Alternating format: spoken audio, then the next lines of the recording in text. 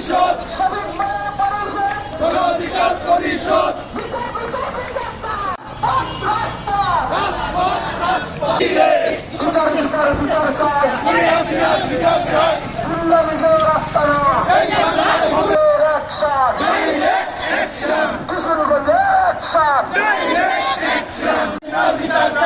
আবু সাইদ মুক্ত, যুদ্ধ দিল্লি না ঢাকা,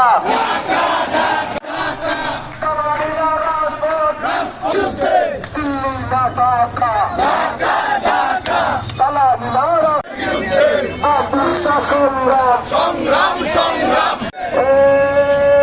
তোমার আমার পরিষদ।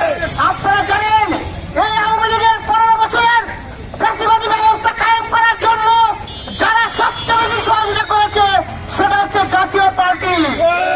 এই জাতীয় পার্টির একজন নেতার বাড়ি হচ্ছে কিশোরগঞ্জে।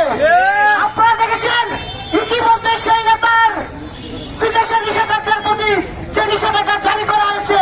আমরা সরকারকে বলবো অনতিবিলম্বে সেই আওয়ামী লীগের দূষণ এবং গণহত্যায় জড়িত থেকে দ্রুত সময় আটক করা হোক।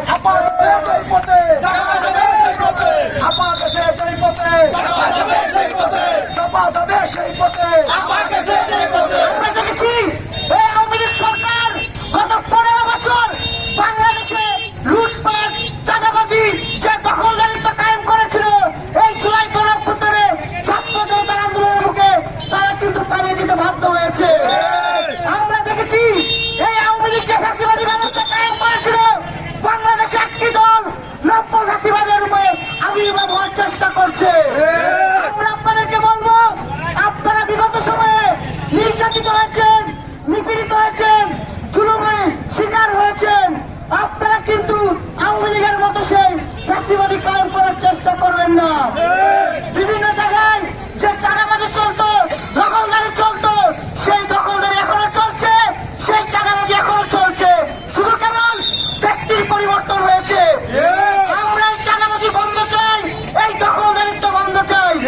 এই জুলাই গণঅভ্যুত্থানে 2022 শহীদ হয়েছে, 30,000-এর বেশি সহযোদ্ধারা আহত হয়েছে এই বাংলাদেশে এই দখলদারি চাঁদাবাজি চালানোর জন্য নয়। আমরা দেখেছি এই কিশোরগঞ্জে বিভিন্ন জায়গায় বিভিন্ন সরকারি স্থাপনায় এই একটি দলের নেতা কর্মীদের চুক সাজিশে তারা সেগুলো বিক্রির পায়তারা করেছে। আমরা শুনেছি যে ফুলের গাছ, যে চিনির কল রয়েছে, সেই চিনির কলের যে বিভিন্ন মেশিনারি বিক্রি করার জন্য একটি অসাধু চক্র তৎপরতা চালাচ্ছে। আমরা আপনাদেরকে বলবো, আওয়ামী লীগ কিন্তু একই কায়দায় দেশে ফ্যাসিবাদ কায়েম করছিল, তাদের কিন্তু বাংলাদেশের মানুষ বিতাড়িত করেছে। এদেশের মানুষ সচেতন, এদেশের মানুষ তাদের অধিকারের বিষয়ে সোচ্চার। সুতরাং আপনারা এমন কোনো কাজ করবেন না যাতে জনগণ আপনাদের বিরুদ্ধে রাজপথে নামতে বাধ্য হয়। আমরা গতকালকে খুলনা বিজ্ঞান ও প্রযুক্তি বিশ্ববিদ্যালয়ে দেখেছি যে ছাত্রদলের ভাইরা সেই ছাত্রলীগের গুন্ডা লীগের ভূমিকায় অবতীর্ণ হয়েছে। আপনাদেরকে বলবো, বিগত 15 বছরে আপনারা ক্যাম্পাসগুলিতে আপনাদের কার্যক্রম চালাতে পারেন নাই শুধু ছাত্রলীগের কারণে।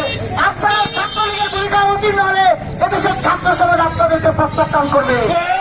এদেশের মানুষের উদ্দেশ্যে বলবো, আপনারা সচেতন হন, বাংলাদেশে যেন নব্য কোনো ফ্যাসিবাদের আবির্ভাব না হয় সেজন্য সবাই সোচ্চার থাকুন।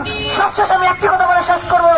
আপনারা গতকালকে দেখেছেন এই জুলাই গণঅভ্যুত্থানের হত্যা মামলার আসামি যারা আওয়ামী লীগের সিনিয়র নেতা, তাদেরকে আদালতে তোলা হয়েছিল। তাদের যে হাস্যোজ্জ্বল চেহারা, তাদের যে ভাবভঙ্গি থেকে মনে হয় তারা কারাগারে জামাই আদরে রয়েছেন। দেখেছি বিগত সময়ে বিরোধী রাজনৈতিক নেতা কর্মীদেরকে কিভাবে আদালতে তোলা হতো। আপনারা দেখেছেন মৌলানা মামুনুল হককে যখন রিমান্ডে শেষে আদালতে তোলা হতো তখন হুইল চেয়ারে তাকে আনা হয়েছিল। আপনারা জানেন বাংলাদেশের প্রখ্যাত দেওয়ার হোসেন সাইদিকে কিভাবে কারাগারে রেখে তারা নির্মম নির্যাতনের মাধ্যমে তাকে হত্যা করা হয়েছে। আমরা সরকারকে বলবো, এই দেওয়ার হোসেন সাইদির যে স্বাভাবিক মৃত্যু হয়েছিল কিনা, তাকে কারাগারে হত্যা করা হয়েছিল, সেজন্য অন্তর্বর্তীকালীন সরকার যেন একটি তদন্ত কমিটি গঠন করে তারা যেন সেটি সুষ্ঠুভাবে তদন্ত করে। আমরা দেখেছি এই জুলাই গণঅভ্যুত্থানেও যারা আন্দোলনের নেতৃত্ব দিয়েছিল, যারা ফ্যাসিবাদের বিরুদ্ধে সোচ্চার ছিল, তাদেরকেও কিভাবে আদালতে তোলা হয়েছিল। আমাদের সভাপতি রুলারপুরকে আপনারা দেখেছেন 2 দফা রিমান্ডে নেওয়ার পর তাকে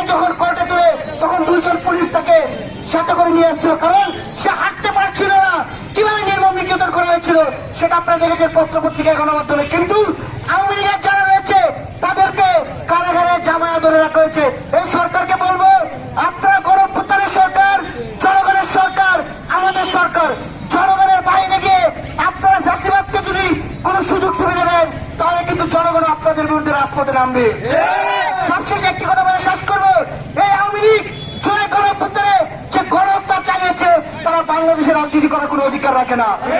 অনতি বিলম্বে সরকারকে বলবো, গণহত্যার আসামিদেরকে দ্রুত সময় বিচার কার্য সম্পাদন করতে হবে এবং এই গণহত্যায় জড়িত আওয়ামী লীগকে আইন করে দ্রুত সময়ের মধ্যে নিষিদ্ধ করতে হবে। আমরা সবাইকে বলবো, সবাই সোচ্চার থাকুন।